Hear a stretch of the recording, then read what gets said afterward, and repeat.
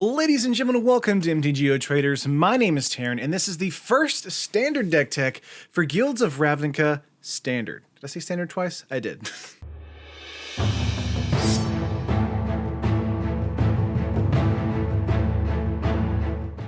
Alright, so this is a green-white Knights deck, and before we jump into the deck tech itself, make sure to like the video, subscribe to the channel if you haven't already, would really appreciate that, and comment below what decks I should cover after this deck tech.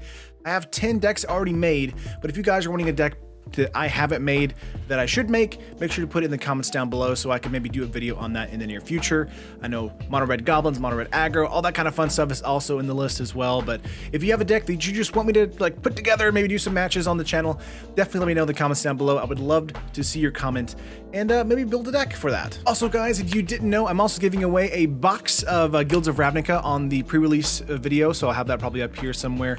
But the last day for entry is today, and so then I will reach out tomorrow, as this is going out on a Tuesday, I'll reach out tomorrow on Wednesday for someone in the comments, and if they respond back and say, hey, I'm a real person, I'll definitely get the box sent to them. It's also the box and of course the buy a box promo. But enough about that, let's jump right into the deck tech, guys. And here we are with the full deck layout. So I wanted to kind of update the kind of layout, how I do the videos from now on, because I feel like not having the full list on the screen at all times really kind of detracts from what I'm trying to say as far as like interactions between cards versus other cards. So kind of doing this because of course we're doing a quick deck tech and then we're going to jump into some matches showing how the deck actually operates, and that's going to be the video. So let's just jump into the list here. We've got lots of creatures in this deck list. We have 26 in total, starting with 4 Dauntless Bodyguard, a great turn 1 play for us, a white mana 2/1 for a Human Knight.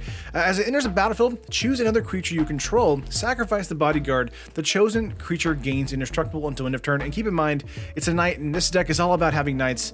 This is really good at being able to protect your Benalia Marshal, really good at being able to protect your Seal Leaf Champion, your Knight of Autumn if you need to, Conclave Cavalier, or Valiant Knight, which is usually the biggest protection for the Bodyguard here. Just a great turn 1 play if we want to be aggressive against another deck, but also just probably a turn 3 or 4 play whenever we have a threat on the battlefield and we want to protect it. The Dauntless Bodyguard is here for that especially. Next up, we've got Knight of Grace here, another 4 of a 2 mana 2/2 Human Knight, first strike, hexproof from black, and it gets +1/+0 as long as any player controls a black permanent. So right now, Sultai and Golgari are huge decks going around the format right now, and Knight of Grace is fantastic against most of them because one, dodges Assassin's Trophy because it's a black-green, and 2, has first strike on top of it and gets stronger if your opponent has a black creature on their side of the field or black permanent on their side of the field. So very good card for us in the Knight deck here. Also just being 2/2 for 2 is also pretty good with first strike, so that alone is decent enough to run in the deck, but having all these other things on top of it makes Knight of Grace incredibly powerful. And of course we have lots of pump effects like our next card here, which is Benalia Marshal, a 3 mana 3/3/4 Human Knight. Other creatures you control get +1/+1. So turning our Knight of Grace into a 3/3 first striker is kind of backbreaking sometimes, and Benalia Marshal is going to hopefully help us do that. But also just being a 3 mana 3/3 that, you know, pumps our entire board is very good as well. One of the downsides to the green-white Knights deck is the triple white mana here for Benalia Marshal and the triple green for Seal Leaf Champion, as well as Conclave Cavalier, just being a little bit more mana intensive. However, since we have, you know, Temple Garden and Sun Petal Grove in the deck list, we should have no problem getting these out on turn 3 or 4. And Benalia Marshal is very good in the early game, just as and also super impactful, there we go, in the mid to late game as well. So very good on turn 3, but very good on turn 4, 5, and 6 if we have a wider board state. So I like these cards because even though they are difficult to cast, they're definitely worth it in the early games and in the late game. So very good either way. Moving on to another value creature here for us, we've got Seal Leaf Champion, a 3 green mana 5/4 Elf Knight, complete with 4 of again. It can't be blocked by creatures with power 2 or less. So this is good against the mono red aggro list. This is also very good against the pirate list right now because people are trying to make the pirate list work for some reason. And a lot of those creatures only have 2 power, and so Seal Leaf Champion just kind of goes straight through that to our opponent's life total. Very good for that. Also great for being able to pump around because it's a 5/4 for 3 that can turn into a 6/5 and 7/6. Just a huge monster for 3 mana. And having this come in on turn 4 or 5 is still pretty good as well. So I kind of thought about maybe putting in a Land or Elf to kind of facilitate for the green mana here for Seal Leaf Champion, being a great turn 2 play for us. But I think a turn 3 play with Seal Leaf Champion and follow-up sequential plays is still very good in the deck as well. So a Steel Leaf Champion is just a fantastic card for us, a great knight for us in this deck list. And that moves us on to the next card here. We've got Knight of Autumn. This is a card from Guilds of Ravnica that is gonna see lots of modern play and maybe even see some eternal play in like Legacy or something.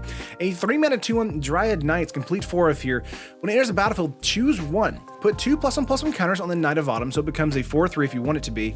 Or you get to destroy a target artifact and get a 2/1, which is great. Or if you're behind, you can gain 4 life and still a 2/1 for 3.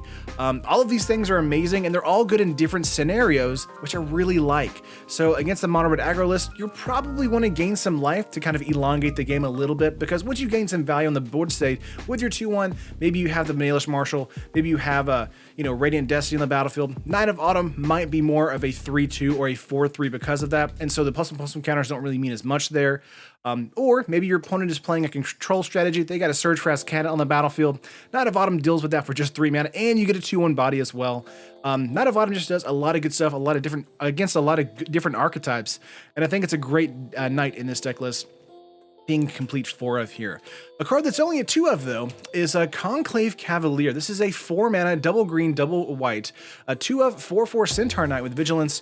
When it dies, create 2 2/2 green and white Elf Knight creature tokens with Vigilance. So, sort of like Thragtusk here, although it doesn't gain you life. It does give you 2 2/2s with Vigilance, which is very nice. The only kind of caveat here is that a Lava Coil is a card in the mono red list, so being able to exile this card is a bit unfortunate for us. However, being a 4/4 with Vigilance is no joke on turn 4, and having it pumped with the Baelish Marshal, Radiant Destiny, or the Valiant Knight itself makes this a 5/5 Vigilance, which is also very good, turning those into maybe 2 3/3s or 2 4/4s. Cavalier is a very difficult card to deal with for our opponent. Very powerful card on turn 4. Wish we could include more of them in here, but including a lot of these super specific mana, producers for us for mana for creatures here is kind of puts a big strain on the deck list. So having a complete 4 of in here is a little difficult for us to have a consistent turn 4 play, and that's why there's only 2 in the deck list. But very powerful card, being able to attack in and also block, but also if it does block or trade with something, you still get 2 creatures out of it. So in that way, it's almost better sometimes to attack in and force your opponent to trade with it. Just a very good card all around. And the last 4 creatures in here we have is Valiant Knight, a 4-mana 3/4 human knight. Other knights you control get +1/+1, and then the game ender here, you can pay 5 and knights you control gain double strike until end of turn. Whew, that is the way you end the match. Also being able to, if you have mana open, attacking in with mana available usually means that Valiant Knight or anything on your battlefield is going to get a free attack in, or is going to get completely chump blocked because your opponent doesn't want to take 6 to the face with Valiant Knight, or maybe even a possible 20 to the face if we have lots of creatures on the battlefield.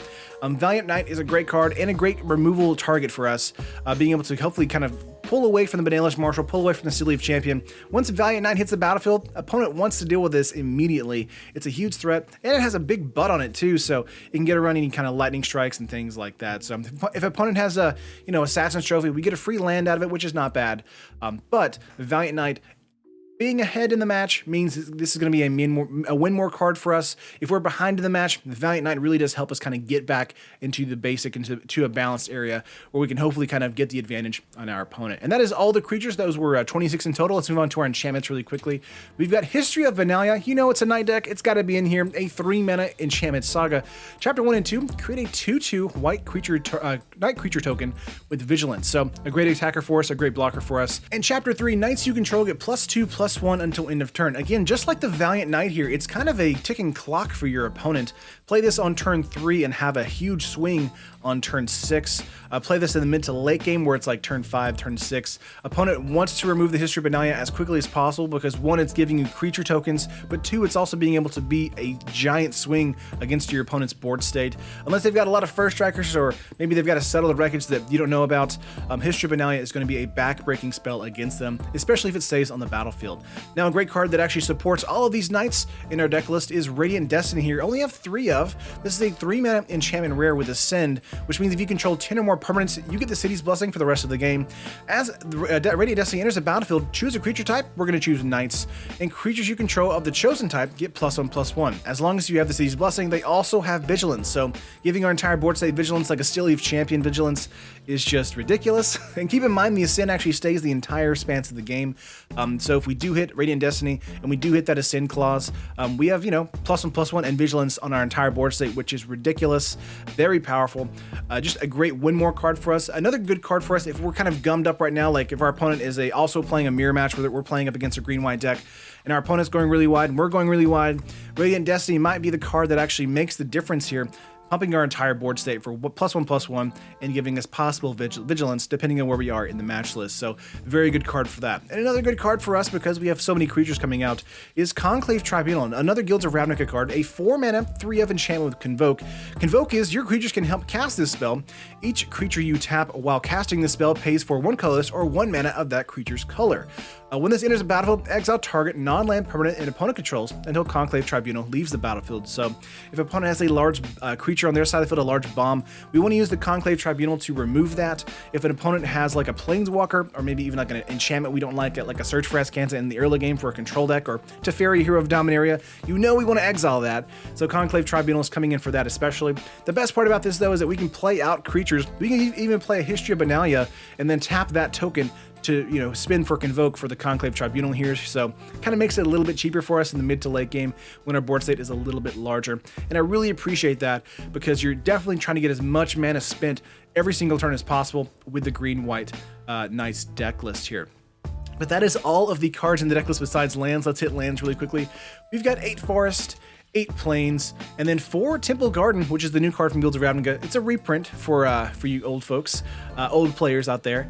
But very good card for us for Guilds of Ravnica, a rare that when it enters the battlefield, you may pay 2 life. If you do, it enters the battlefield tapped. Keep in mind, it's also a Forest and Plains, which means it actually pairs really well with our buddy land here, Sun Petal Grove, a complete 4 of rare here. When it enters the battlefield, tapped unless you control a forest or plains. And keep in mind, the Temple Garden is a forest and plains. So turn 1, if we have an opening hand of a Temple Garden and a Sun Petal Grove, keep in mind we can only play the Dauntless Bodyguard on turn 1. We don't really want to play that on turn 1, honestly. We want to keep that for Benalis Marshal, Steel Leaf Champion, or other larger threats. We play the the Temple Garden first and have an untapped Sun Petal Grove on turn 2. So they really play nicely with each other. And there's very little time or very little occasions I've ever had to actually pay the 2 mana for the shock land. They're really there to hopefully kind of be a good turn 1 play and keeping a Sun Petal Grove untapped once they enter the battlefield. Now, if you definitely need the mana here for untapped for Temple Garden, you definitely want to pay that 2 to shock yourself to close out a match. But very good turn 1 play for you and very good turn 2 play with this Sun Petal Grove. And that's going to be the full 60 on the game 1 game plan. So let's hit the sideboard here and see what we're talking about. We've got Ixalan's Binding here. So there's a lot of good stuff right now going on in Standard. And Ixalan's Binding might be cycling in over Conclave Tribunal, depending on the matchup you're going up against. A 4-mana enchantment with, it's an uncommon. When it enters the battlefield, exile target non-land permanent and opponent controls until the Ixalan's Binding leaves the battlefield. And your opponent can't cast spells with the same name as the exiled card. So I really like this against decks that don't have an Assassin's Trophy, because again, Assassin's Trophy hits a target permanent. So Ixalan's Binding not as useful in those particular matchups. But if an opponent has something like a Rekindling Phoenix, a Tempest Gen, something like that, where it's a huge threat on your opponent's side of the field and it's kind of hard to deal with because of the toughness or because it has like recursion, like the Rekindling Phoenix, Ixalan's Binding is a great card to kind of bring in, because you know that those kind of decks will not have any kind of enchantment hate. So very good for those particular matchups. So against those particular matchups as well, against like heavy removal decks, we want to bring in cards like Shalai, Voice of Plenty. This is also very good in the mirror match too. A 4-mana rare 3/4 legendary creature angel with flying. You planeswalkers you control and other creatures you control have hexproof. You can also pay 6, because we do have the green mana in the deck list here, to put a +1/+1 counter on each creature you control. Now that secondary ability may not be as important, but if your opponent has the board state gummed up a lot and we have a lot of ground attackers, Shalai would be our only flyer, as well as being a great way for us to make our entire board state much larger. So if we have the mana to pour into Shalai, we'll definitely do it. If not though, this is just a great card to kind of direct removal too.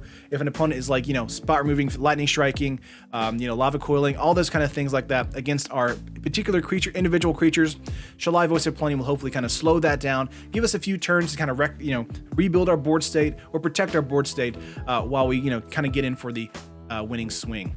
Next up for us though, we have Baffling In. Now this is really good against the mirror match and really good against aggro here. A 2-mana enchantment. This is going to be a 2-of here, uncommon. Whenever it enters the battlefield, exile target creature and opponent controls with converted mana cost 3 or less. When Baffling In leaves the battlefield, the target opponent creates a 3/3 green dinosaur creature token with trample. The best part about Baffling End here is that they don't get back their creature for this card. They get back a 3/3 with trample, which could be nice for them. But keep in mind, we have a lot of first strike. We have a lot of powerful creatures in our deck list. So our opponent getting a 3/3 with trample normally isn't that bad. And keep in mind, we also have Knight of Autumn in our deck list as well. So if we're up against a green-white deck or another white deck and they Baffling End one of our creatures, we can actually, Knight of Autumn this Baffling End here and get a 3/3 trample on our side with a 2/1 as well. So this is actually super good tempo against us and for us. So a very good card in the mirror match and very good just against aggro in general. And very good at being able to just remove any kind of threat that you don't like forever. Because again, if they remove the Baffling End, they don't get their creature back like Ixalan's Binding or Conclave Tribunal. So that's kind of scary there. Next up for us, against the Sultai decks, against the Graveyard Recursion decks, we have Silent Gravestone here. We have a lot of stuff coming in Guilds of Ravnica with lots of graveyard stuff going on. Undergrowth, Jumpstart, Surveil, that kind of stuff. Silent Gravestone is going to hopefully help us deal with that. A 1-mana artifact rare. Cards in graveyards can't be the targets of spells or abilities. You can also pay for Exile Silent Gravestone in all cards from all graveyards and draw a card. So our deck list has nothing to do with the graveyard at all except for Silent Gravestone. And being able to draw a card by paying 4 mana and tapping this and exiling all graveyards is a pretty sweet deal for us. I really like this card a lot for that.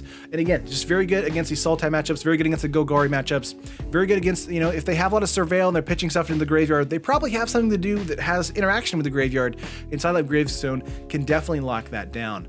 Next up for us, against like the mono green stompy decks and the dinosaur decks that are coming up now, we have Citywide Bust, a 3-mana 2/of sorcery rare. Destroy all creatures with toughness 4 or greater.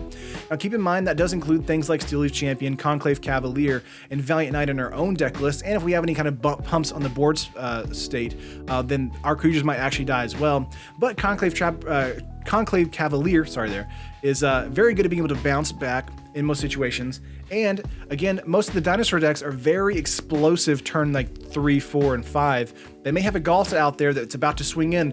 Citywide Bust is going to deal with that and destroy it. I would just rather destroy a Galta and the entire board state if we have lots of big creatures in the battlefield than have to take a Galta attack. So Citywide Bust for 3 mana is a fantastic removal spell for us. Very good at being able to get all of those big creatures out of the way, especially those dinosaurs in standard right now. Now a good card against aggro or the mirror matchup for us is Settle the Wreckage. Again, very good against the Galta decks, the dinosaur decks as well. But we more so will bring this in against a tempo or an aggro deck. A 4-mana instant rare. Exile all attacking creatures target player controls. That player may search his or her library for that many basic lands, put those cards onto the battlefield tapped, then shuffle his or her library. So again, opponent's not going to get those creatures back. They're exiled, and they get basic lands, which is not too bad in the mid to late game. Now that could thin their deck a little bit, which we don't really want to happen. But if we're going to die, we really want to use Settle the Wreckage to survive, and maybe even kind of win on that follow-up attack. That would be amazing for us. But Settle the Wreckage, very, very good against the mono red aggro list right now. Just one of those cards where if you see a mono red aggro list, immediately slide it in there. You got to protect yourself against that all-out attack. Boros aggro, especially right now, has a lot of board-wide like pump stuff and mentoring. Settle the Wreckage is a card that's really going to mess that deck up. And the last cards in the deck list here are really for a Rekilling Phoenix or for an Angel, something like that. Crushing Canopy is here. So a 3-mana instant common, choose one, destroy target creature with a flying or destroy target enchantment, giving us some options here against the white decks. If they have like Lyra Dawnbringer or something like that in the Esper control list or in the blue-white control list, something like that, they're going to have maybe a Search for Azcanta in the early game. We're going to use Crushing Canopy for that. But if they have Lyra Dawnbringer around the battlefield, we're going to use Crushing Canopy for that. So very good option for us at 3 mana at instant speed. They tap out for a Dawnbringer, we just Crushing Canopy, and no big deal. Same thing with the Rekilling Phoenix while we're being aggressive. Now, the one thing with the Rekilling Phoenix, though, is that if it does die, they do get their token back on the battlefield, and we have to deal with that next up.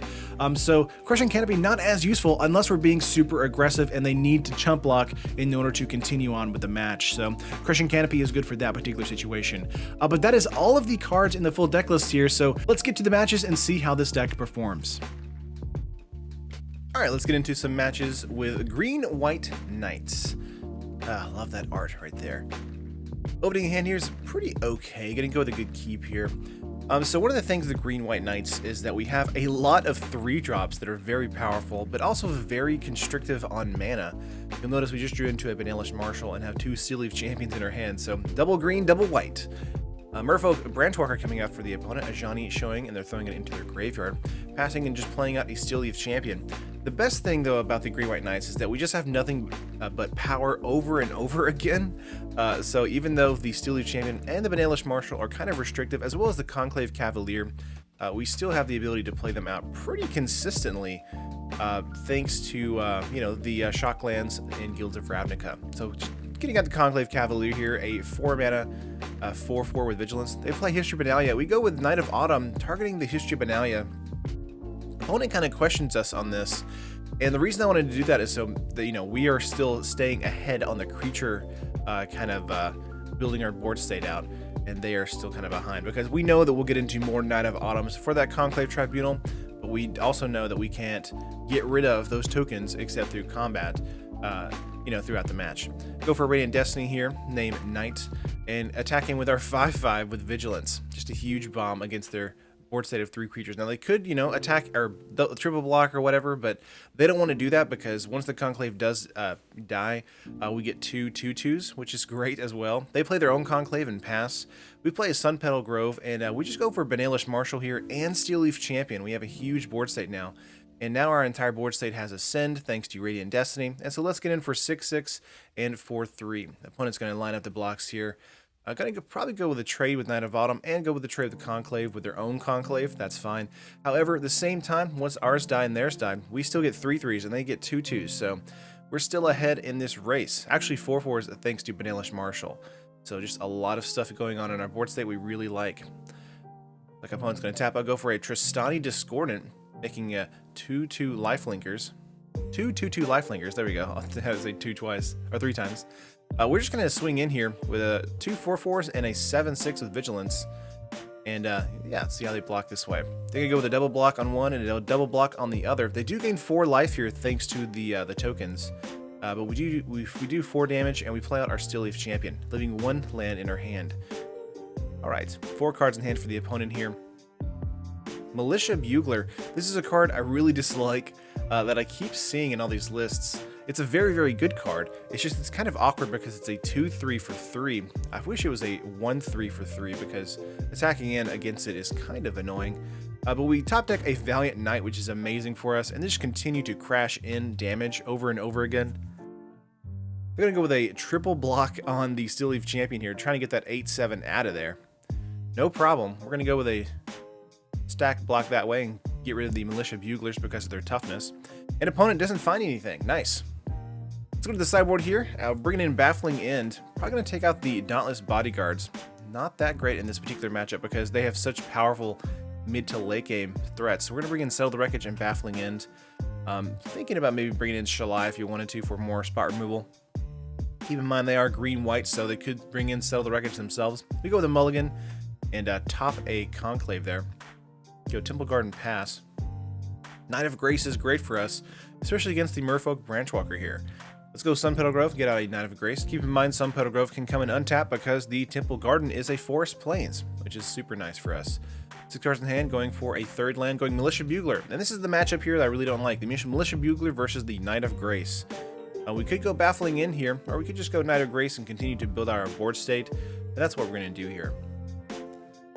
Going to go with a pass turn to the opponent again.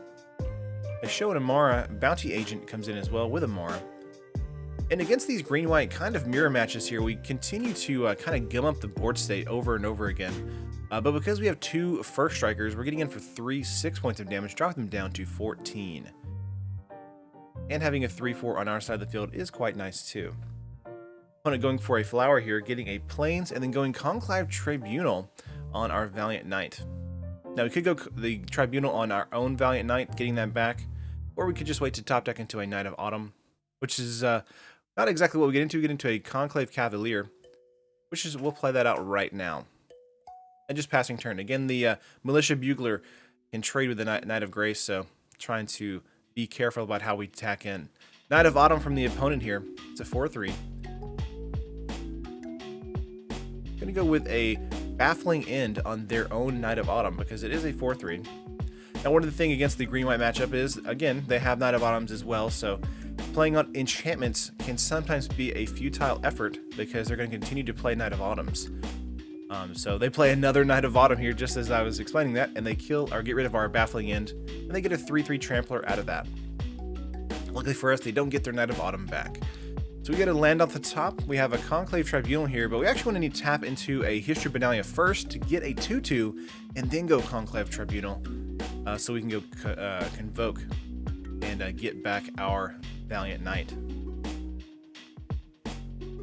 Huge board state now for us. And we're going to go with the pass here. They have lots of stuff on their side of the field, so we're just going to wait till History of Benalia hits Chapter 3. Cleansing Nova from the opponent, they destroy enchantments instead of trying to destroy the board state. I can kind of respect that. We're definitely both trying to do the same thing. We top deck into a Baffling End here, and we're really at a situation where we just need to kind of wait. We top deck into a History of Benalia and get another Knight and pass turn here. Opponent has one card in hand drawing into their second here. So basically all we need to do is wait for History of Benalia to go to Chapter 3. Opponent top decks their own History of Benalia and gets a 2/2 Vigilance creature. There's our Chapter 2 History of Benalia. We go Conclave Cavalier once again, trying to get as many creatures as we can for that Chapter 3 History of Benalia trigger. And ours is going to trigger off first before their History of Benalia. So if the opponent doesn't have removal, then we probably have this. It's whenever we attack in. Just waiting on the opponent here. Yeah, passing in. We do get the trigger here with the History of Benalia. We have an entire board state of giant creatures, and we just start to swing in here, leaving an opponent basically to fend for themselves this turn. Keep in mind we have 5 creatures with Vigilance, so they probably want to target those instead of the ones that are tapped, because that way they can kind of swing back with really effective force. But we have Sea Leaf Champion in hand with a Baffling End if opponent does leave up lots of attackers for a nice crack back. They're lining up their blocks here. Dinosaur trading with a Knight, Merfolk trading with a Knight, and just 2 Knights trading with 1 Knight, another Soldier Lifelinker trading with a Conclave, and the Knight of Autumn blocking the other Conclave. They go down to 3. We play out a Sea Leaf Champion. Think about playing Baffling End, but we're not really going to go for that because the Chapter 3 History of Benalia does not affect anything on their board state right now and just kind of resolves and goes away. Let's see, opponent saying, nope, top deck. That's it. Nice. Let's get into match 2 and see what we can do. Again, a lot of the creature-based matchups I kept running into were very, very gummed up on the board state. So Conclave Tribunal is very good for us. I think we're going up against a Boros deck here. Let's see what we can do. Yep, Clifftop Retreat, Boros deck. Swiftblade Vindicator. Let's go for a Knight of Autumn here and make it a 4/3. Keep in mind we don't want to see a Tajik on turn 3 here. That would be really bad for us. So we do have lots of Conclave Tribunals in our hand though, so hitting 4 mana next turn is actually pretty good because it really puts our opponent behind, because white-red doesn't have much removal other than, its own Conclave Tribunal or, Exile Hate, and we don't really see that at all, I believe. Legion Warboss here, great card, but a card that I would normally want to play before combat so you have a 1/1 attacking in, but since we had the Knight of Autumn, they decided not to do that. We grab that with Conclave Tribunal and just attack in for 4 here. Pass turn back to the opponent. 4 cards in hand for them. Let's see if they go for anything this turn. They're going for an attack in here. Keep in mind the Swiftblade has Vigilance. And they pass turn. We top deck into some land and go Tribunal onto their Swiftblade again. As we have the Conclaves, we're just going to continue to use them. Getting in for 4 here, but they go Response and destroy our Knight. 4 cards in hand. Tapping out for a Boros Challenger. Now they tap that interesting land there, giving it 3/4, giving it an extra counter on it because it's a multicolored creature. We go Tribunal one more time just to slow them down, saying, you have 3 cards in hand drawing into your 4th. Are you running out of creatures just yet? You are. You pass turn. We go for Knight of Grace off the top and layer land. Laying the land there was probably a mistake since we wanted to bluff something in our hand, but we did not. They go with a Lava Coil, and we top deck into a Radiant Destiny. Now we're kind of in top deck mode with the opponent. I'm assuming the opponent probably needs more land for stuff in their hand to go off. They go Legion Warboss here, getting in for 1. We go Sea Leaf Champion. Now keep in mind that Sea Leaf Champion is basically unblockable because of the power on their board state right now. 4 cards in hand for the opponent. 4 lands now. Going to go for an Aurelia. Very powerful on their board state, especially in Boros here. And see what they're going to pump here. They're going to pump a 3/1 Trampler. and get in for an additional 1. We're just going to block the 3/1 and take 1. Top decking into a land is kind of bad for us, but again, we still play that out, which I feel like is a mistake in hindsight. We attack in for 6 here and pass turn. Keep in mind Aurelia's ability only works on their combat and not our combat. They're going to combat again. Legion Warboss and Aurelia. Triggers going on the stack. Getting in for 4 in the air and 2 on the ground. We can block 1 on the ground, which is going to be the 2/2. We kind of second guess it for just a second, just in case they have removal, but decide to actually go for it. They play Rekindling Phoenix. I'm like, that's enough. That's enough. Probably in the air. We're at 9. Yeah, they're going to win. So we go with the scoop here and go into our sideboard. Bring in Stellar Wreckage, bring in Baffling In, take out Radiant Destiny. Actually, we take out Dauntless Bodyguard and just hit submit. Radiant Destiny is pretty good for us as far as matching the board state. Taking out Valiant Knight, bringing in Shalai. 4 lands in hand with Knight of Autumns and Still Leaf Champions. This is a nice keep for us. Say no in that Temple Garden. Making sure that we don't shock ourselves in Temple Garden. If we do, it's usually going to be in the mid to late game where we really need an extra land. But hit a 3rd Knight of Autumn, which is kind of insane. Opponent goes with a 2nd land pass. We're going to go with a Knight of Grace first, thinking they may go with a removal spell on that. 3rd land for the opponent, then they go for a Militia Bugler. Again, this matchup I particularly despise because of the 3 toughness there. Go for Still Leaf Champion here, pass against the opponent. 5/4, but thanks to cards like Lava Coil nowadays, you know, Still Leaf Champion might just be dead. That's exactly what happened.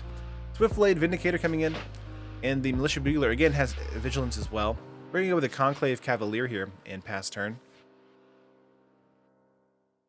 Against the Boros matchup, Cavalier is not as good because of, again, cards like Lava Coil. So we got to be careful how we play the game out. They have 6 cards in hand here, though. Hopefully one of them isn't removal. Conclave Tribunal to our Cavalier. Getting in for 2 once again. Go for a land, go Knight of Autumn. And destroy that Tribunal there. Getting back our 4/4. Think about playing the 2nd Knight of Autumn, but try to be a little more conservative with them. They can be 4/3s, but you want to wait to see if they have any more enchantment removal or History of Benalia or something like that. Swiftblade Vindicator coming in as a 2/2, and Legion Warboss coming in and making a 1/1 attack in. We're just going to block that. Settle the Wreckage is really good for us. So all we're going to do here is just attack in for 4.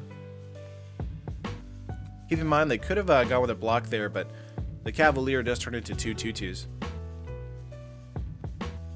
3 cards in hand for the opponent here. Tapping out for, let's see, a Tajik Legion's Edge. Ooh, a 4/3, especially because of the land there. Warboss trigger here, and they're getting with a Tajik, the Goblin, and a Swiftblade Vindicator. Thanks to us, we have Settle the Wreckage open. We go for Settle the Wreckage here, getting rid of that. Nonsense. Boros would hurt a lot if we didn't have that Settle the Wreckage in hand. They go Boros Challenger and pass the turn back. We have Conclave Tribunal here, so we're going to go for that for the Legion Warboss. And just continue to crash in with our 4/4 and pass the turn back to them.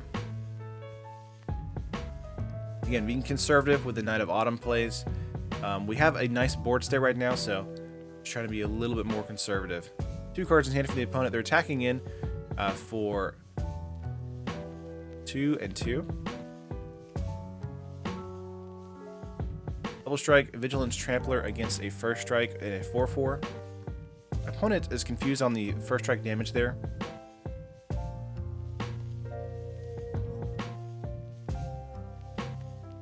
Yeah, they go for the comment. They go, what's happening?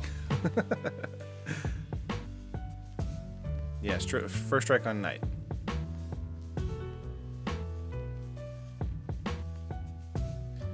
And then they just go with a Fanatical Firebrand and pass. We go with a Shalai here because it makes, you know, all of our creatures much more difficult to target, and crash in for 4. They have 1 card in hand. It's kind of getting near the end of the game now, since we have such, you know, high stakes, and they're going to scoop up. Nice. Sadly, we didn't get a game 3 with that particular deck, but I did want to show it because I thought it was really good to show the Boros deck list. 3 land in hand here, going with a Fanatical Firebrand for the opponent now. At this point, I'm like, is it aggro again? Is it Boros aggro? Fanatical Firebrand is kind of a catch-all card in these deck lists. It's such a good card on turn 1. You see blue mana, and I'm thinking, maybe Pirates? Maybe Pirates? Getting in for 2 passing turn. We're going to go with a Knight of Grace here. Good turn 2 play against the Firebrand. 3 mana, Dragon Skull Summit, and yes, this is Grixis Pirates. Gonna go with a block here. Don't know why opponent attacked in there. But they may go with a main phase 2 Ruin Raider. Exactly, that's exactly what they do. Okay, that's fair. Sea Leaf Champion should be the play for us this turn. We'll just crash in with a 3-2 once again. Keep in mind, we kind of want to keep Ruin Raider alive as long as possible, because if they do attack in with him, they do lose life. So it's a 4-3 coming in. We're not going to block there because we don't want to trade. We just let them hit us, and then they get a Direfleet Poisoner off the top. We lay a land, thinking about maybe playing Valiant Knight, but because of the Admiral being on the field, we actually want to go with a Conclave Tribunal, grabbing that Admiral, and hitting in for 8. Opponent is down to 7 now. 5 cards on the, or 5 men on the field, 5 cards in hand. They go with a crash in here for 3, dropping us down to 8. Or 11, sorry. And then playing Direfleet Daredevil. They don't lose any life, they have an island there. We go with the land here, and could go for the Valiant Knight, could go for the Radiant Destiny.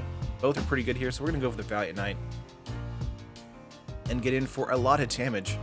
6-5, unblockable from the Direfleet Daredevil and the 4-3.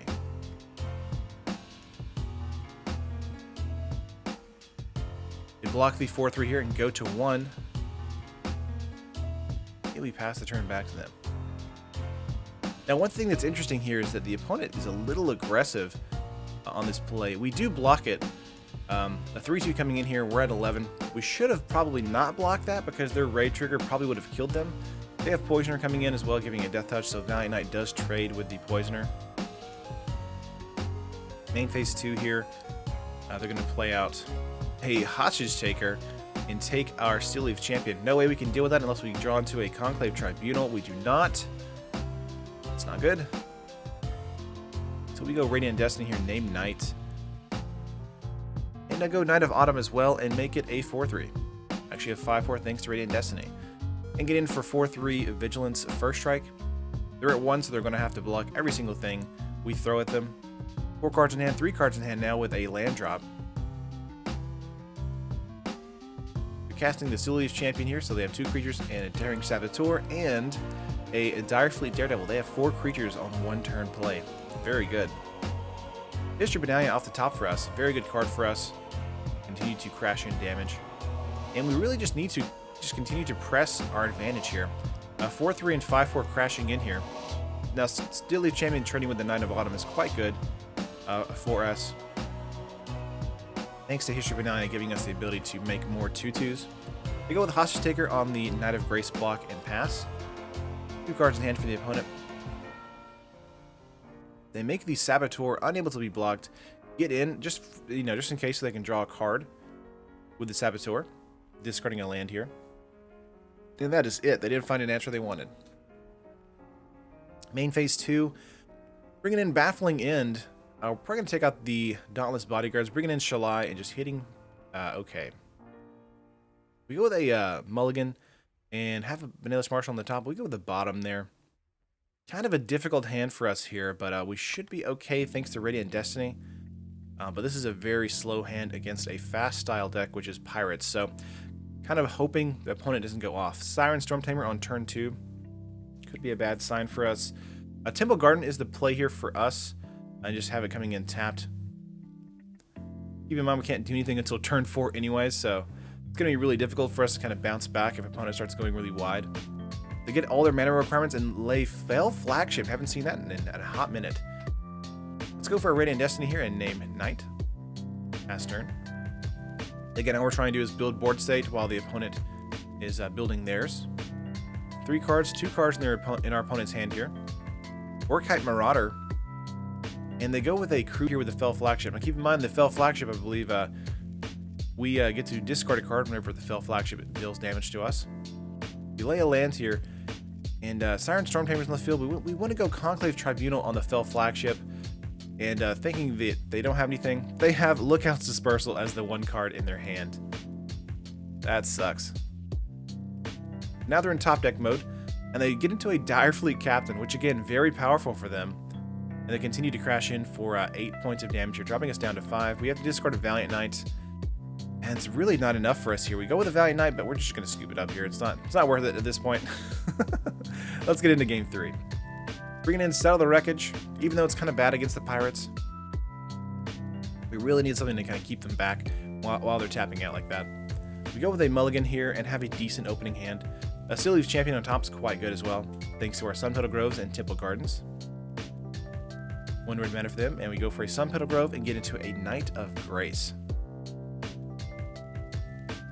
Another land for the opponent, going for a Warkite Marauder.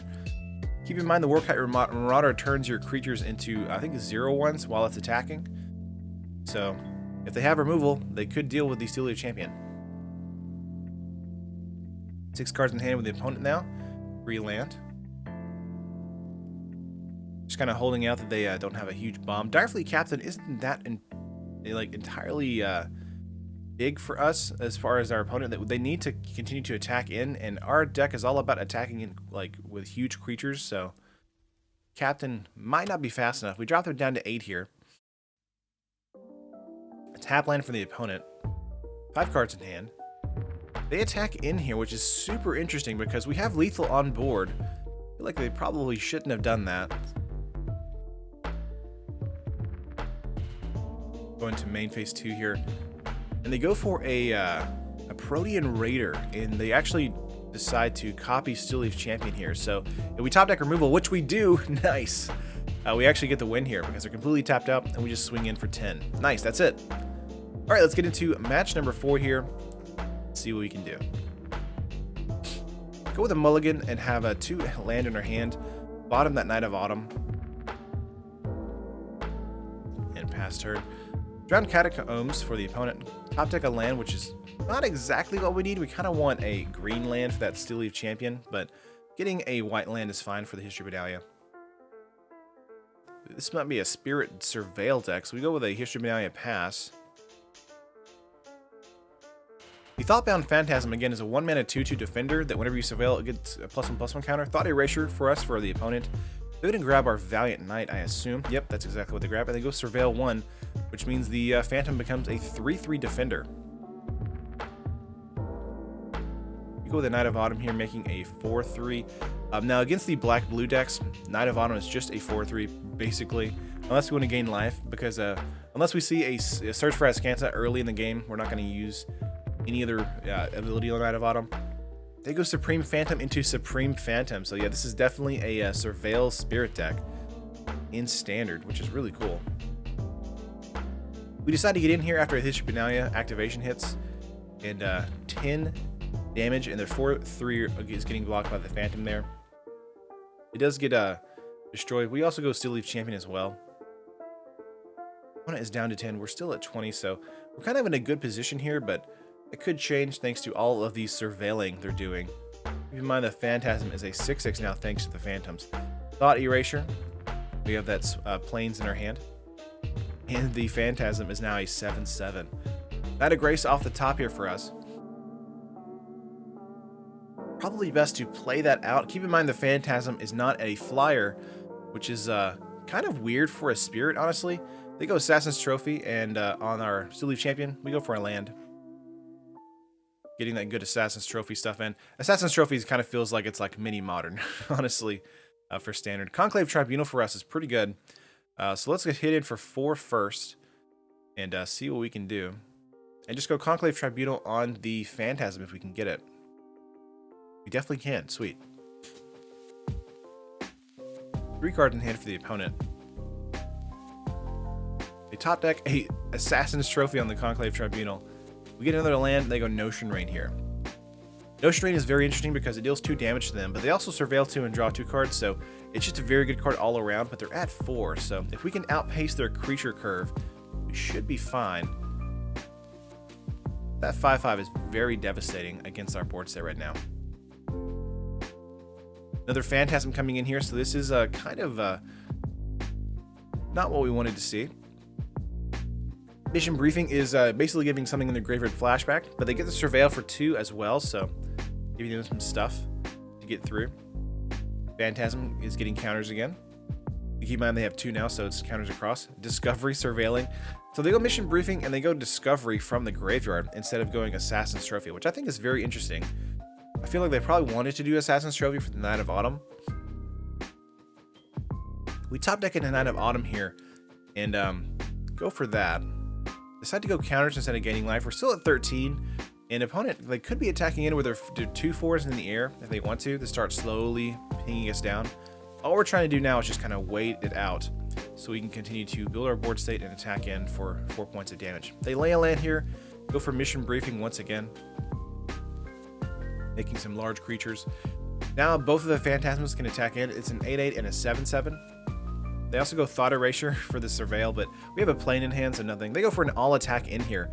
And I'm not sure what was the opponent thinking, but that was a big misplay. And they actually scoop it up. Man. And actually, I think they scoop up the entire match here. Yep, they do. I definitely wanted to show that deck, though, because I think the Surveil deck there is super interesting. And I might want to do a future video on that. All right, let's go for one more match here. I think this one is the Salt Scoop match. 2 land keep here. Goblin Banneret. We go Dauntless Bodyguard, pass. This is another Boros deck. Lots of Boros decks in the format right now. We think about going for a block here, but actually go with a pass. They pump and get in for 3. We go Knight of Grace and get in for 2. Pass back to the opponent, getting in for 1. We go with a block here. Keep in mind we have a first strike, but they have Run Amok, which means that Knight of Grace is dead. We get in for 2 again and pass. They get in for 1 here and play another Banneret. We have a Dauntless Bodyguard here. We really need our 3rd land drop. Once we get that, we should be fine. Would love it to be a white mana. If it's a green mana, it's going to be really difficult for us. We can just go Radiant Destinies, which I guess is okay. They go Radiant Destiny of their own, naming Soldier, and have 2 2/2s now. And pass turn. We have Temple Garden here. We're going to ping ourselves for 2 and go for Benalish Marshal. Getting out a creature, making 2 3/2s and passing turn. Decide not to attack in because we have another Benalish Marshal in our hand, so it makes attacking in next turn really good for us. Keep in mind that the Bannerets can still pump themselves whenever they're not, attacking. So they could still, possibly trade. 4 cards in the opponent's hand here. Thinking about attacking in if they want to. They go with a pass here. We get into another Benalish Marshal. Decide to play that out. Have 2 4/3s. And attack in with that. See how they're going to block here. Double block on 1. And looks like a Sure Strike on the other. So keep in mind that actually destroys both of our creatures, but they lose 2 creatures as well. And then we just have 2 Benalish Marshals on the battlefield, which is fine. They go for Tajik here and pass. We have Knot of Autumn, but you know what? We're just going to go for the 3rd Benalish Marshal. Because why not? Oh man, 2 5/5 or 3 5/5s on the battlefield thanks to each other. Very nice. An opponent, they're just like, what is this? And scoop.